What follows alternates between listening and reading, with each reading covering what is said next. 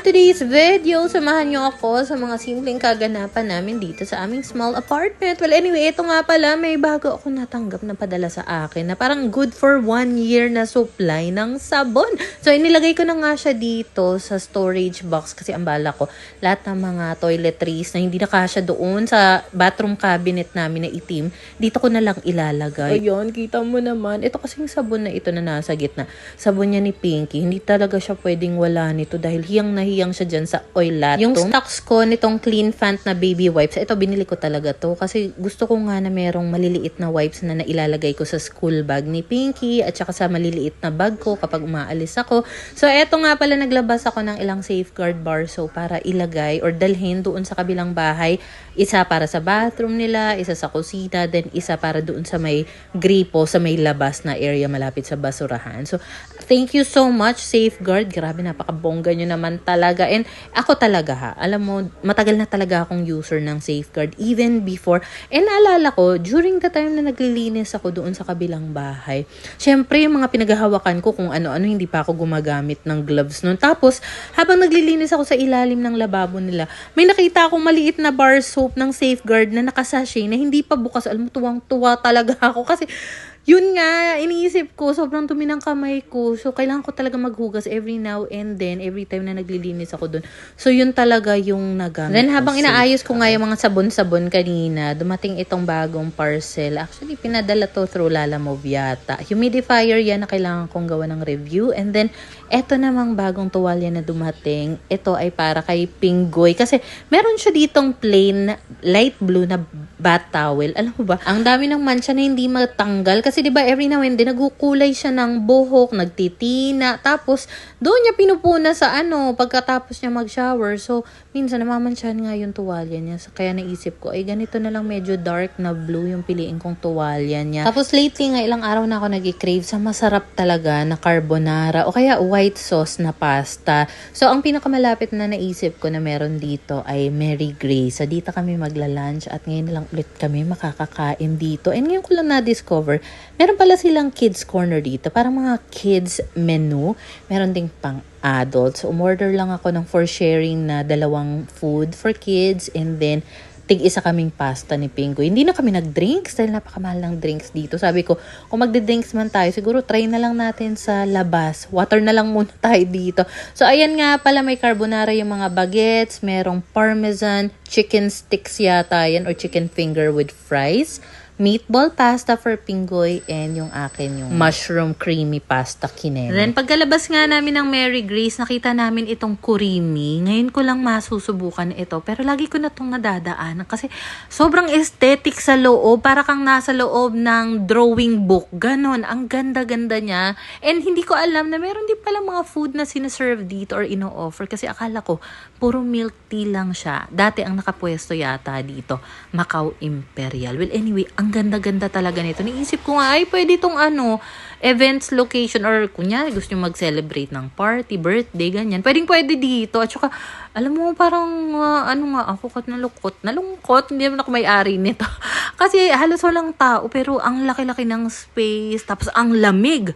Mas malamig pa nga dito kumpara doon sa Mary Grace. Tapos meron pa dito parang Japanese bike. I think pwede ka dito mag-picture-picture. Alam mo, nung kabataan ko talaga, siguro kung bata-bata pa ako, lahat ng spot dito magpipicture-picture ako. Kasi feel ko talaga na mag-picture once na may makita ko magandang background. Nung kabataan ko pa lang naman. Then dito nga kami dumiretso sa kabilang bahay dahil meron na naman kami mga pinagdadalang kung ano-ano dito. Naisip ko kasi maglagay ng solar lights dito. Buy one take one ito from Black app. Pero meron din naman ito sa Orange app. So ayun na nga, nagulat lang din kami kasi pagkabukas nga namin dito, yung isang panel niya basag.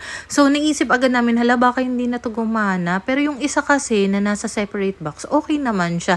I'm not sure kung through handling or through courier ito nabasag. Pero nagulat ako nung ni Pingo yung remote. Hala, pareho silang nag-ilaw pero hindi naman nakasaksak yung isang ilaw doon sa solar panel na basag. Ito ay ipapwesto talaga namin dito lang sa may labas ng bahay, sa kabila, para naman once natatambay si tito dito or si tita kapag hapon or gabi, hindi na nila kailangan buksan yung malaking ilaw. Kasi ganito yung napapansin ko dati. Minsan, may mga times na pagpupunta kami dito, gabi na, naabutan namin si tito dito, nakatambay siya, patay yung ilaw. So, tinatanong namin, wala bang kuryente? Ganyan. Pinapatay niya daw talaga yung malaking ilaw kasi sobrang liwanag daw.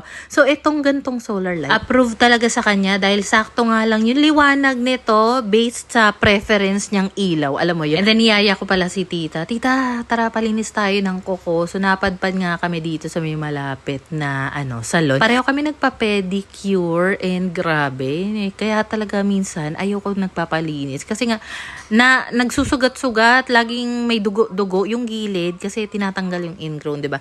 So parehong hinlalaki ko sa paa, nagdugo. Kaya naman, yung balak ko sana na maglinis ng CR sa kabila that night, hindi natuloy kasi iniisip ko, may open wound ako, tapos maglilinis ako doon, baka ma-infect ba. So, umuwi muna kami kinagabihan, and then kinabukasan, eto may mga bago na namang dating na gamit. Pinadala ko yun sa kabilang bahay kasi intended talaga yun para doon. So, habang wala yung mag-aama ko dito, for the edit lang ako ng mga video dito, upload.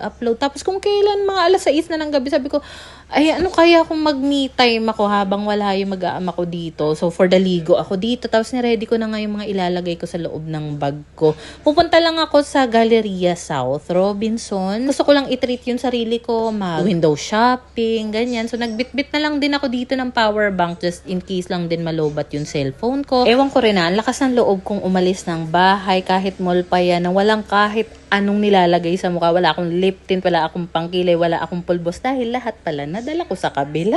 Ewan ko ba kung ano naisip ko, bakit dinala ko sa kabila, ayan tuloy wala akong magamit. And kaya rin pala ako nagsusuot ng sombrero kasi nga, binabalakubak pa rin ng momshi nyo. Alam nyo, yung unang nirecommend sa akin na maliit na bote na pang dandruff, ang mahal-mahal nung nasa 350 yata. Hindi umeffect sa akin. Tapos, nagsugat-sugat palalo yung anit ko hanggang sa may batok area. Tapos, diba nga nung kailan, nakita kami ng mga friends ko sa IKEA. Yun yung time na talagang severe ang dandruff ng momshi nyo na, naka-ponytail pa akong pataas. Hala, napansin pala ng mga kaibigan ko. Akala tuloy nila, parang sugat-sugat or back knee. Sabi ko sa isip-isip ko, hindi. Balakubak yan. Ganun ka-intense talaga. So, ang ginawa ko, nag-check out ako sa Orange app ng Head and Shoulders na shampoo. Kasi alam ko namang hiyang ako dun. Tapos, nagsabay ako dun ng Head and Shoulders na conditioner. Meron palang conditioner pang intense or severe dandruff kineme. Medyo mahal siya. Like isang tube, 200. Pero, mga 3-4 days ko palang ginagamit. Napansin ko na talagang, ang effective niya sa balakubak. So, pagpunta ko nga pala dito sa Robinsons, ayan si Kuromi agad yung bumungad. Alam mo nang hinayang nga ako. Hindi man lang nakita ni Pink to. Kung alam lang sana ng anak ko, for sure matutuwa yun. Tapos dito sa ground floor kasi may mga naka-display ng sale items. Tapos ito agad yung nakita ko. Sabi ko, hala, parang kapareho talaga ng quality nung tuwalya na na-unbox ko nga kanina para kay Pinggoy. So anyway, wala lang, na-share ko lang naman. So dito nga ako dumiretso sa Starbucks. And ang paborito ko talagang sandwich dito ay yung kanilang roasted chicken pesto sandwich.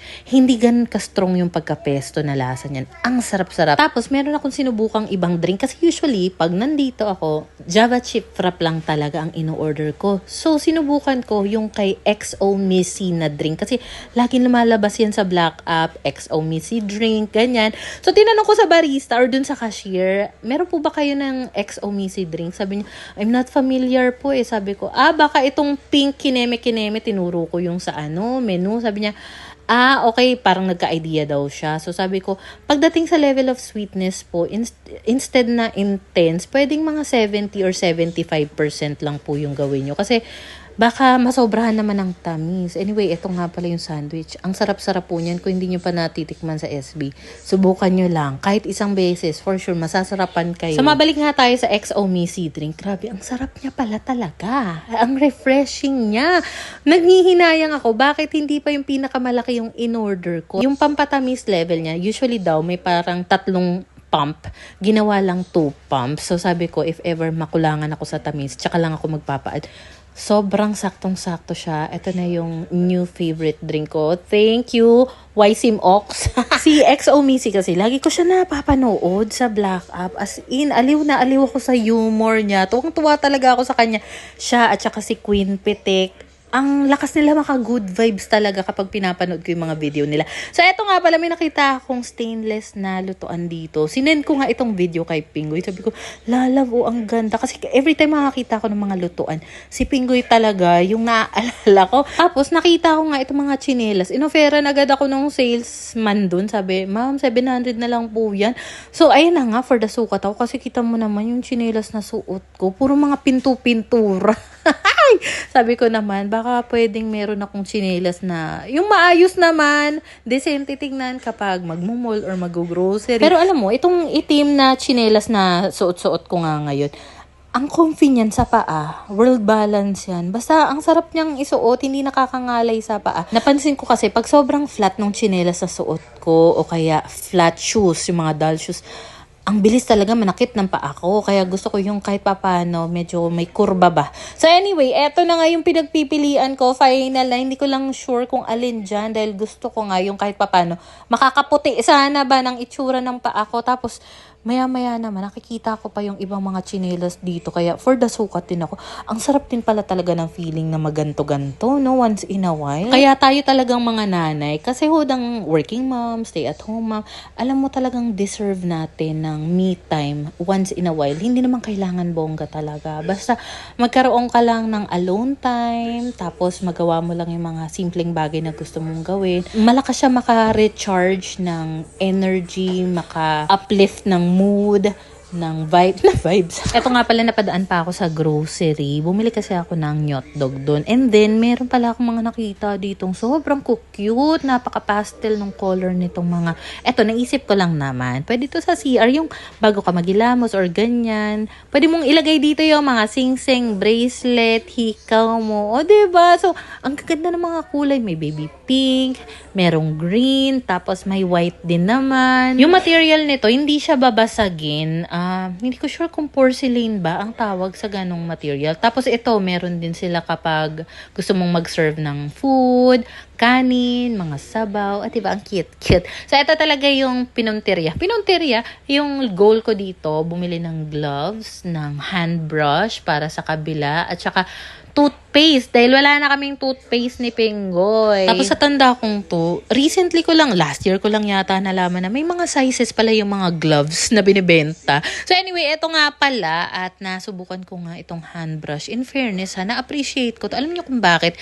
Usually kasi, yung mga pagitan ng handle ng hand brush na ganito, pag hinawakan mo siya, di ba may times na tumatama yung buto ng... Ang hirap naman i-explain. Yung buto ng kamay mo doon sa pinaka-brush. So, ang tendency, habang nagkukuskus ka, masakit sa kamay. So, ito, sinubukan ko, malayo yung gap ng handle sa mismong brush. Kaya, for the go siya. Maganda siya. Tapos, ito, dumiretso ako ng Jayco. Kasi mga alas 9 na pala ito. Tapos, bumili lang ako ng 3 donuts para sa mag-aama ko. At saka, itong Chowking. Hindi pa kasi ako nagdi-dinner. Tapos, si Pingoy, sabi niya, hindi pa rin daw siya nagdi-dinner doon sa kabila. Pero yung mga bata daw, nakakain na. So, bumili lang ako dito ng siomai at saka chow fan kasi yun na lang daw ang available.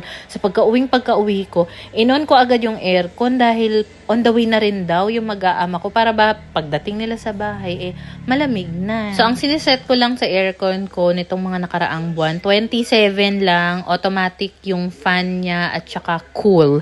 So, ayun, yun yung settings na ginagamit namin every time na nagta 24/7 kaming aircon. So, anyway, eto nga pala at quick haul lang tayo. Pero ang pinaka-excited talaga ako ditong buksan.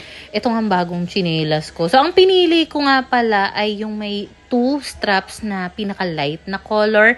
Na hindi naman ako masyado material pero nagustuhan ko lang to. Feeling ko naman, once in a while, okay lang din naman i-reward natin yung sarili natin ng kahit material na bagay. Hindi naman kailangan mamahalin. Basta masaya ka sa nabili mo, for the go na. Usually, 38 or 38.5 ang pinipili ko. Pero, ang liit sa akin ng 38 nila. Kaya itong pinili kong chinelas, 39 and alala, ang ganda niya, diba? Nasa 700 na lang yun dahil sale. Nilagay ko na rin dito sa kikay kit ng mga anak ko, yung bagong hair clip na nabili ko rin doon sa may department store area. So, ayun lang naman. Thank you sa panonood.